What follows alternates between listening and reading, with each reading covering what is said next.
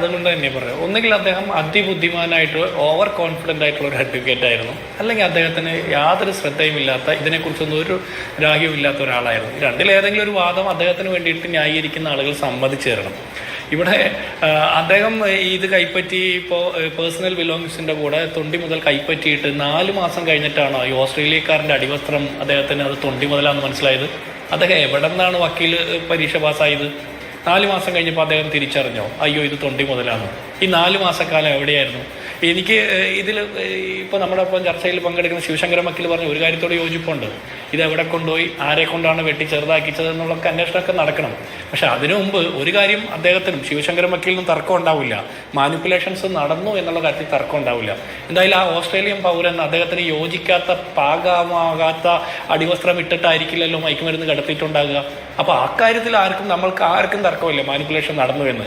ഇനി മാനിപ്പുലേഷൻ നടന്നത് ഇതിന് ശേഷമാണോ അതിന് മുമ്പാണോ എന്നൊക്കെ പരിശോധിക്കുന്നതിനേക്കാൾ കുറേ കൂടി ലോജിക്കലി നമുക്ക് കണക്ട് ചെയ്യാൻ പറ്റുന്നത് ഈ 4 മാസക്കാലം കോടതിയുടെ കസ്റ്റഡിയിൽ നിന്ന് തൊണ്ടി റൂമിൽ നിന്ന് പുറത്തു പോയ 4 മാസക്കാലം ആകാനല്ലേ സ്വാഭാവികമായിട്ടും സാധ്യതയുള്ളൂ.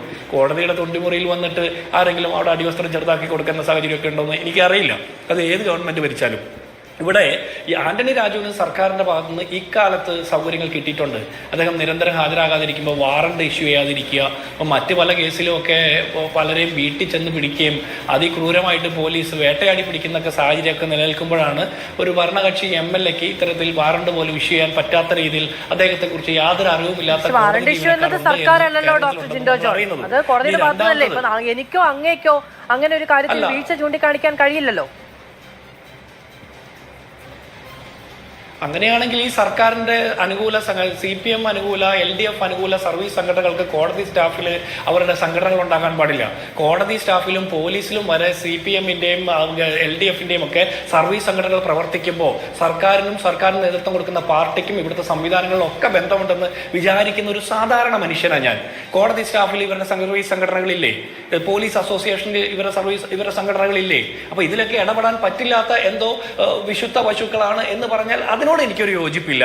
മാത്രമല്ല, ഇങ്ങനെ കേരളത്തിലെ ഒരു ജനപ്രതിനിധി അയോഗ്യനാക്കപ്പെട്ട ഒരു വിധി വന്നിട്ട് എന്തുകൊണ്ട് LDF അക്കാര്യത്തിൽ ഒരു പൊളിറ്റിക്കൽ സ്റ്റാൻഡ് പറയാൻ പറ്റുന്നില്ല? എന്തുകൊണ്ട് അവർ സൈലന്റ് ആയി പോകുന്നു? കൂട്ടത്തിൽ ഒരു ജനപ്രതിനിധിയെ ഇത്തരത്തിൽ കോടതിയെ പോലും തെറ്റിദ്ധരിപ്പിച്ച് ഈ രാജ്യത്തെ നീതിന്യായ നിർവഹണ സംവിധാനത്തെ വെല്ലുവിളിച്ച് ഒരു വൃത്തികേട് ചെയ്ത കേസിൽ ശിക്ഷിച്ച് അയോഗ്യനാക്കപ്പെടുമ്പോൾ ഒരു നിലപാട് പറയാൻ പറ്റാത്ത രീതിയിൽ അവരെന്തുകൊണ്ട് മൗനത്തിലാകുന്നു? ആ മൗനത്തിന്റെ പേര് ആ പ്രതിയോടൊപ്പമാണ് എന്നുള്ളതാണ്. അവിടെ ഒരു കാര്യം നമ്മൾ മനസ്സിലാക്കണം. ഇനി ഇതെല്ലാം നടന്നിട്ട് ഞാനിതിൽ പിണറായി വിജയൻ സർക്കാരിനെ മാത്രം എന്നുള്ള രീതിയിലല്ല ഞാൻ പറയുന്നത്. നമ്മുടെ എല്ലാവരുടെയും ഒരു കുറവ് കൂടിയാണ്. നമ്മളൊക്കെ എത്ര എളുപ്പത്തിലാണ് കോടതിയിൽ നിന്ന് പലരും രക്ഷപ്പെടുമ്പോൾ അതിന് സെലിബ്രേറ്റ് ചെയ്യുന്നത്. ഈ അടുത്ത കാലത്ത് പോലും നടി ആക്രമിക്കപ്പെട്ട കേസിലെ വിധി വന്നപ്പോൾ ഏതൊക്കെ രീതിയിൽ അതിനെ സെലിബ്രേറ്റ് ചെയ്യപ്പെട്ടത്? ഈ കോടതി മുറിക്കകത്ത് കോടതിയുടെ കസ്റ്റഡിയിൽ ഇരിക്കുന്ന ഇത്തരം സാധനങ്ങളൊക്കെ തൊണ്ടി മുതലും അല്ലെങ്കിൽ ഇത്തരം കാര്യങ്ങളൊക്കെ ഏതൊക്കെ രീതിയിൽ ദുരുപയോഗിക്കാം എന്നുള്ളതിന്റെ ഏറ്റവും അടുത്ത ഉദാഹരണമല്ലേ അത്? എന്നിട്ട് പോലും അത്തരത്തിൽ കാര്യങ്ങളിലേക്ക് ഒരു അന്വേഷണം നടക്കുന്നില്ല. അപ്പൊ പെട്ടെന്ന് കോടതിയിൽ നിന്ന് ആരൊക്കെയോ കുറ്റവിമുക്തരാക്കപ്പെടുമ്പോൾ അതിനെ സെലിബ്രേറ്റ് ചെയ്യുന്ന തിരക്കിൽ ഇതിന്റെ പുറകിൽ നടക്കുന്ന ഇത്തരം പ്രാക്ടീസസ് ഒക്കെ നമ്മൾ കാണാതെ പോകുന്നു. ഒരു കാര്യം ഞാൻ ഉറപ്പിച്ചു പറയാം മാധു, സാധാരണ പൗരന്മാർക്ക് സാധാരണക്കാർക്ക് ഇല്ലാത്ത നീതി പ്രത്യേകമായിട്ട് ആന്റണി രാജുവിനെ പോലുള്ള ആളുകൾക്ക് കിട്ടിക്കൊണ്ടിരിക്കുന്നുണ്ടായിരുന്നു എന്നുള്ള കാര്യത്തിൽ ഒരു തർക്കവും വേണ്ട. അതുകൊണ്ടാണ് പതിറ്റാണ്ടുകളോളം കോടതി വ്യവഹാരങ്ങൾ പോലും എഴഞ്ഞു നീങ്ങപ്പെട്ടത്. അത് അദ്ദേഹത്തിന്റെ രാഷ്ട്രീയ ബന്ധം കൊണ്ട്, അദ്ദേഹത്തിന്റെ ഉന്നത ബന്ധം കൊണ്ട്, അദ്ദേഹത്തിന്റെ സർക്കാർ സംവിധാനങ്ങളുള്ള അടുപ്പം കൊണ്ട് തന്നെയാണ് എന്നുള്ളതാണ് ഞാൻ മനസ്സിലാക്കുന്നത്.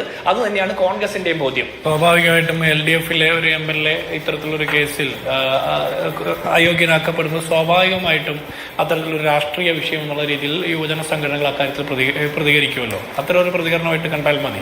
കേരളത്തിൽ അങ്ങനെ തന്നെയല്ലേ സാധാരണ ഇത് സംഭവിക്കുക. ഇതിപ്പോൾ ഒരു UDFന്റെ MLAക്കെതിരാണെങ്കിൽ സ്വാഭാവികമായിട്ട് അപ്പുറത്തുള്ള ഒരു ഇത് തന്നെ ചെയ്യുമായിരിക്കും. പക്ഷേ ഈ വിഷയം പൊതുശ്രദ്ധയിൽ വരേണ്ടതുണ്ട്. കാരണം ആളുകൾക്ക് മിസ്റ്റേക്ക് സംഭവിക്കാം, നമുക്കൊക്കെ തെറ്റുകളൊക്കെ സംഭവിക്കാവുന്നതാണ്. പക്ഷേ ഇതൊരു യാദൃശ്ചികമായിട്ട് സംഭവിച്ച തെറ്റല്ല.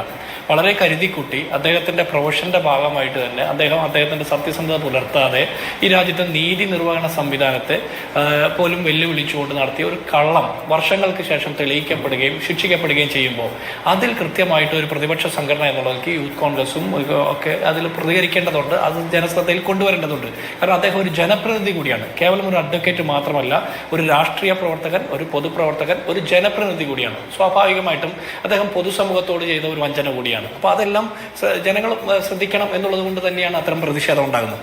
പിന്നെ ഇവിടെ ഒരു പ്രശ്നം, ഇവിടെ ആദ്യം ഞാൻ അഭിനന്ദിക്കാൻ ആഗ്രഹിക്കുന്നത് മാധ്യമ പ്രവർത്തകരെ കുറിച്ച് ഇന്നത്തെ കാലത്ത് വലിയ ആക്ഷേപങ്ങൾ പൊതുവിൽ ഭരണകർത്താക്കൾക്കൊക്കെ ഉണ്ടാകുന്ന ഒരു കാലഘട്ടം. ആ സമയത്താണ് അനിൽ ഇമ്മാനുവലിനെ പോലുള്ള മാധ്യമ പ്രവർത്തകർ അവരുടെ വ്യക്തി ജീവിതത്തിൽ പോലും പലതരത്തിലുള്ള നഷ്ടങ്ങൾ സംഭവിച്ചിട്ടും ഇത്തരം പോരാട്ടം നടത്തി മുന്നിലേക്ക് വരികയും ജയിക്കുകയും ചെയ്യുന്നത്. അതിന് നമ്മളെല്ലാവരും അഭിനന്ദിക്കണം. എനിക്ക് മുമ്പേ പലരും അക്കാര്യം പറഞ്ഞിട്ടുണ്ട്. ഞാനും ആത്മാർത്ഥമായിട്ട് അത്തരത്തിലുള്ളൊരു അഭിപ്രായം പറയാൻ ആഗ്രഹിക്കുക. അത് മാത്രമല്ല, ഇവിടെ വേറെ രണ്ട് വിഭാഗത്തിൽപ്പെട്ട സംവിധാനങ്ങളുടെ കൂടി അന്തസ് ഉയർത്തിപ്പിടിക്കുന്ന ഒരു വിധിയാണ് ഇന്ന് വന്നത്. ഒന്ന് മാധ്യമപ്രവർത്തകരുടെ, രണ്ട് കോടതിയുടെ ഭാഗത്തുനിന്ന് വന്നിട്ടുള്ള ചില ശ്രദ്ധക്കുറവ്, വീഴ്ചകൾ, കാലതാമസം, ഇതിനെല്ലാം പരിഹരിക്കുന്ന രീതിയിൽ വർഷങ്ങൾക്ക് ശേഷം സത്യം ജയിക്കും എന്നുള്ളൊരു വിധി പുറത്ത് വരികയാണ്. അപ്പോൾ നമുക്ക് ഈ സംവിധാനങ്ങളുടെ ഒരു വിശ്വാസ്യത വീണ്ടും പൊതുസമൂഹത്തിന് ഉണ്ടാകുന്നു.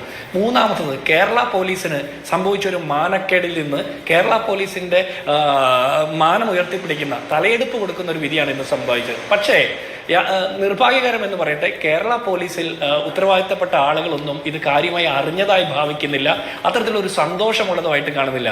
റിട്ടയർഡ് ആയിട്ടുള്ള കുറേ ഉദ്യോഗസ്ഥർക്ക് ഇതിന്റെ പേരിൽ അഭിമാനം കൊള്ളുകയും അവരുടെ ആത്മാഭിമാനത്തെ വ്രണപ്പെടുത്തുന്ന രീതിയിൽ, അവരുടെ കൃത്യനിർവഹണത്തെ, കാര്യശേഷിയെ വ്രണപ്പെടുത്തുന്ന രീതിയിലുണ്ടായ മുൻപുണ്ടായ പല വിധികളെയും അവർ പിന്നീട് തിരുത്തുന്ന അവരുടെ പോരാട്ടത്തിന്റെ വിജയമായിട്ട് മാത്രം മാറുകയാണ്. അങ്ങനെ ആയ പോരാ, കേരള പോലീസിന് കൂടി അഭിമാനിക്കപ്പെടാമെന്ന ഒരു കാര്യമാണ് സംഭവിച്ചത്. പക്ഷെ ആ രീതിയിൽ ആഭ്യന്തര വകുപ്പ് അതിനെടുക്കുന്നുണ്ടോ എന്ന് എനിക്ക് സംശയമുണ്ട്. ഇനി നമ്മുടെ ചർച്ചയിൽ പങ്കെടുക്കുന്ന ബഹുമാനപ്പെട്ട വക്കീൽ, അദ്ദേഹത്തിൻ്റെ പേര് വെങ്ങാനൂർ ശിവശങ്കർ അല്ലേ, അദ്ദേഹം പറഞ്ഞത് ഇതിൽ ബെനിഫിഷ്യറി തിയറിയാണ് അപ്ലൈ ചെയ്യുന്നത്. ഇതിന്റെ ബെനിഫിഷ്യറി ആരാണ്? പ്രതി അല്ലേന്ന്. ഇതിൽ ബെനിഫിഷ്യറി പ്രതി മാത്രമല്ല, പ്രതിക്ക് വേണ്ടി ഹാജരായിട്ടുള്ള വക്കീലും അതേറെ സഹായിച്ചിട്ടുള്ള കോടതിയിലെ ക്ലർക്കും എല്ലാവരും ബെനിഫിഷ്യറിയാണ്. കാരണം ഒരു പ്രതിയെ ഇത്തരത്തിൽ വഴിവിട്ട് സഹായിക്കുമ്പോൾ കിട്ടുന്ന സാഹചര്യം എന്തൊക്കെയായിരിക്കും? പാരിതോഷികം ഉണ്ടാകാം, ഫീസ് ഉണ്ടാകാം, വലിയ പ്രശസ്തി ഉണ്ടാകാം. ഒരു വക്കീലിനെ സംബന്ധിച്ചിടത്തോളം അദ്ദേഹത്തിന്റെ പ്രതികളെ ഏത് രീതിയിലും രക്ഷപ്പെടുത്തുമ്പോൾ കിട്ടുന്ന ഒരു പ്രശസ്തി പിന്നീട് അദ്ദേഹത്തിന്റെ കരിയറിന് പോലും ഗുണം ചെയ്യുന്ന കാര്യമാണ്. അപ്പൊ ഇതെല്ലാ രീതിയിൽ നോക്കുമ്പോൾ ബെനിഫിഷ്യറി തിയറി ഒക്കെ അപ്ലൈ ചെയ്താലും ഈ ആന്റണി രാജു ആ കാര്യത്തിൽ അങ്ങനെ നോക്കുമ്പോഴും സംശയത്തിന്റെ മുമ്പിലാണ്. സംശയത്തിന്റെ അല്ല, തെറ്റ് ചെയ്യപ്പെട്ടു എന്ന് പൊതുസമൂഹത്തിന് ബോധ്യപ്പെടുന്ന രീതിയിലാണ് നിലനിൽക്കുന്നത്. അവിടെ ഒരു കാര്യം, ഇനിയിപ്പോ അദ്ദേഹം പറഞ്ഞ പോലെ, ശിവശങ്കർ വക്കീൽ പറഞ്ഞ പോലെയാണെങ്കിൽ ആന്റണി രാജു നിഷ്കാമകർമ്മി എന്നുള്ളൊരു ഉദ്ദേശത്തോടെയാണോ ഇതുപോലെയുള്ളൊരു മയക്കുമരുന്ന് കേസിലെ പ്രതിയുടെ അടിവസ്ത്രം മാറ്റിവെച്ച് സഹായിച്ചു കൊടുത്തത്? അത്രത്തോളം പൗരബോധമുള്ള ഒരാളാണ് ആന്റണി രാജു എന്ന് അദ്ദേഹത്തിന്റെ പ്രവർത്തനങ്ങളിലോ ഒന്നും നമുക്ക് കാണാൻ കഴിയില്ല. ആന്റണി രാജു പോലും പറഞ്ഞത് നിരപരാധികൾ ശിക്ഷിക്കപ്പെടാറുണ്ടെന്ന. അങ്ങനെയാണെങ്കിൽ അദ്ദേഹം ഒരു വക്കീലാണ്, അദ്ദേഹം ഒരു MLA ആണ്, മുൻ മന്ത്രിയാണ്, ഒരു പൊതുപ്രവർത്തകനാണ്. അദ്ദേഹത്തിന് പരിചയമുള്ള എത്ര നിരപരാധികൾ ഇതിൽ ഏറ്റവും പ്രധാനപ്പെട്ട കാര്യം, മറ്റാർക്കും, ഇപ്പൊ ഈ ക്ലർക്കിനോ ഇത് വാങ്ങാൻ വന്ന ബന്ധുവിനോ ഒന്നും ഈ തൊണ്ടി മുതലിന്റെ പ്രാധാന്യം അറിയില്ല എങ്കിലും പ്രതിഭാഗത്തിന് വേണ്ടി വാദിക്കുന്ന വക്കീലിനും വക്കീലിന്റെ അസിസ്റ്റന്റായ ആന്റണി രാജുവിനും അറിയാം ഇത് തൊണ്ടി മുതലാണ് എന്ന്. ഇത് റിസീവ് ചെയ്തു എഴുതി ഒപ്പിട്ട് കൊടുക്കുമ്പോൾ ഇതിന്റെ പ്രാധാന്യം എന്താണ് എന്ന് അതിന്റെ വക്കീലിന് അറിയില്ല എന്ന് പറഞ്ഞാൽ പച്ചനഴിച്ച് ജീവിക്കുന്ന ആർക്കും മനസ്സിലാകാത്ത കാര്യമല്ല. അതിൽ ഒരു ഇടപെടൽ ഉണ്ടായിട്ടുണ്ട്, അതിൽ താല്പര്യം ഉണ്ടായിട്ടുണ്ട് എന്നുള്ളത് വ്യക്തമാണ്, അതിൽ തർക്കമില്ലാത്തതുമാണ്.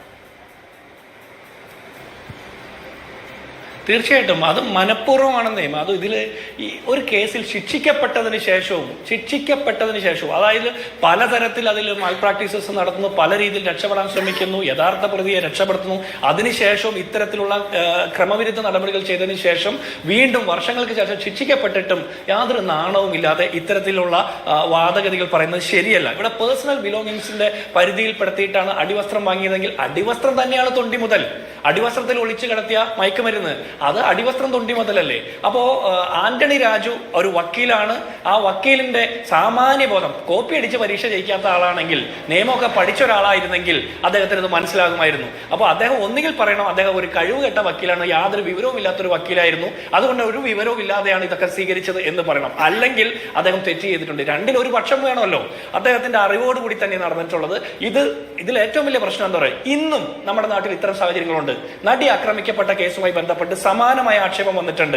അതിലെ പെൻഡ്രൈവ്, മെമ്മറി കാർഡൊക്കെ പരിശോധിക്കുകയും അതിന്റെ ഹാഷ് വാല്യൂ മാറുകയും ഒക്കെ ചെയ്യുന്ന സാഹചര്യം ഒക്കെ നമ്മൾ കാണുന്നുണ്ട്. അപ്പൊ കേരളത്തിലെ അടക്കം കോടതി മുറികളിൽ അല്ലെങ്കിൽ തൊണ്ടി മുറികളിലൊക്കെ സൂക്ഷിക്കുന്ന വസ്തുക്കൾ പോലും, കോടതിയുടെ കസ്റ്റഡിയിലിരിക്കുന്ന വസ്തുക്കൾ പോലും ഇത്തരത്തിൽ പ്രതികൾക്ക് അനുകൂലമാകുന്ന സാഹചര്യത്തിൽ പുറത്തു കൊണ്ടുപോകാനും പരിശോധിക്കാനും അതിൽ ക്രമവിരുദ്ധമായിട്ടുള്ള കാര്യങ്ങൾ നടത്താനും ഒക്കെ സാഹചര്യം ഉണ്ടാകുന്നതെന്ന് പറഞ്ഞാൽ നമ്മളെ എല്ലാവരെയും സംബന്ധിച്ചിടത്തോളം അതൊരു നാണക്കേടാണ്, അത് വലിയ സങ്കടകരമാണ്, അത് വലിയ ദൂരവ്യാപകമായിട്ട് നമ്മുടെ നീതിന്യായ സംവിധാനങ്ങളുള്ള വിശ്വാസം നഷ്ടപ്പെടുന്ന കാര്യമാണ്.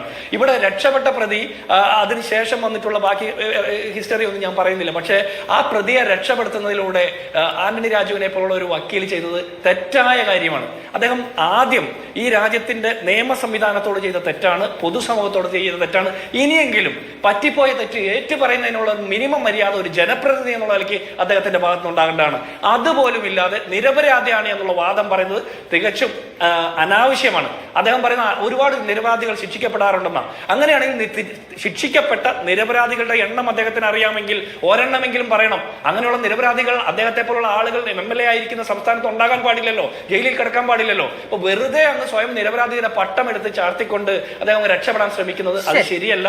പൊതുസമൂഹത്തിന്റെ മുമ്പിൽ പൊതുപ്രവർത്തകർക്ക് മാനക്കേട് ഉണ്ടാക്കുന്ന നിലപാടാണ് അദ്ദേഹത്തിന്റെ ഭാഗത്തുനിന്ന് ഉണ്ടായിരിക്കുന്നത്.